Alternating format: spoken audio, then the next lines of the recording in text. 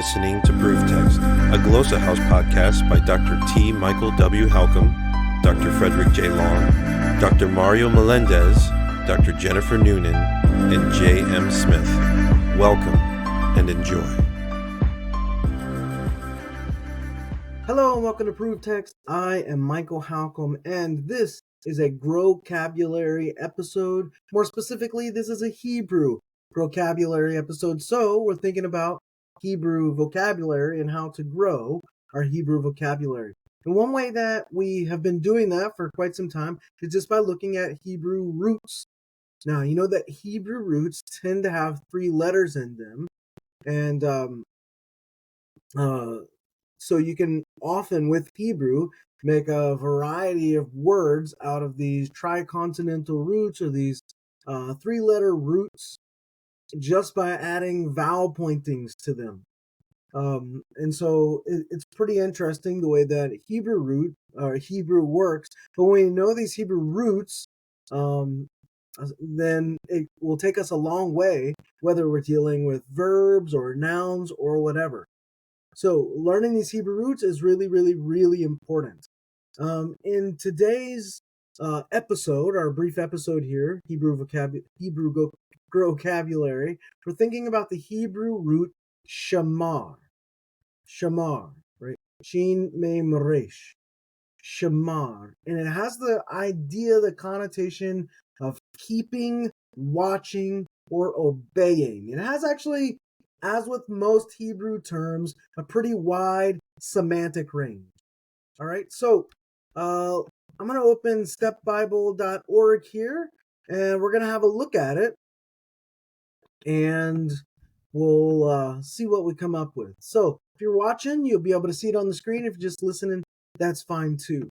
So here we go. I got the Hebrew open. I'm going to hit the search button, set my keyboard to Hebrew, and then type in shamar. Shin mem resh. There we go. And you can see, boom, shamar pops up. It occurs about 489 times. It's almost 500 times in the Hebrew Old Testament, with the idea of to keep, obey, watch. Our first occurrence of this will be in Genesis 2:15. So we have v'le-shemara. V'le-shemara. V'le-shemara. And as you can see, if we click on the word here, shamar has to do with keeping or guarding, and observing, giving, heeding, watching, to have or to keep or to have charge of, to protect, to save life, watch, watchman, to watch for, wait for, watch, observe, so on and so forth. Keep, watch, obey. That's kind of how I think of shamar. In Genesis 3:24, we have l'shemor, shemor.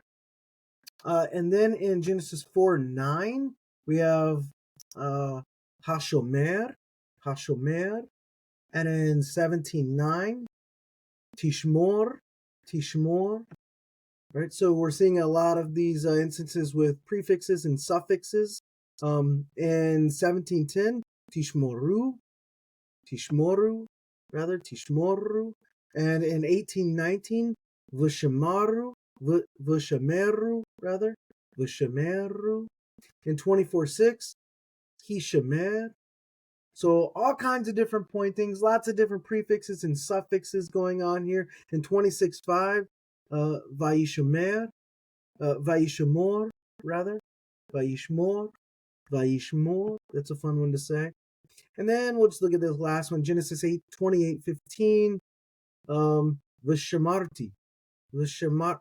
Rather, v'shemarteka, v'shemartika, v'shemartika. That's a pretty lengthy one. V'shemartika. So we have, some really fascinating stuff here. Again, shamar, the idea of to keep, to watch, obey. Keep, watch, obey. Shin mem resh is our root here. And for this one, I actually don't have a mnemonic device that immediately sort of comes to mind. Shamar. Yeah, I don't have anything that comes to mind. You may, if you do, leave us a note, leave us a comment, and we'd love to see or hear that what you have. But that's it for this episode of Hebrew Growcabulary with improved text, and we'll stop there and say, I hope that helps. Interested in growing your ancient language skills but not sure where to start? Glosshouse can help. From illustrated readers and short stories to lexicons and grammars, Glosshouse offers a variety of resources for beginning, intermediate, and experienced ancient language learners. Head to glosshouse.com today. Glosshouse, language resources for the global community.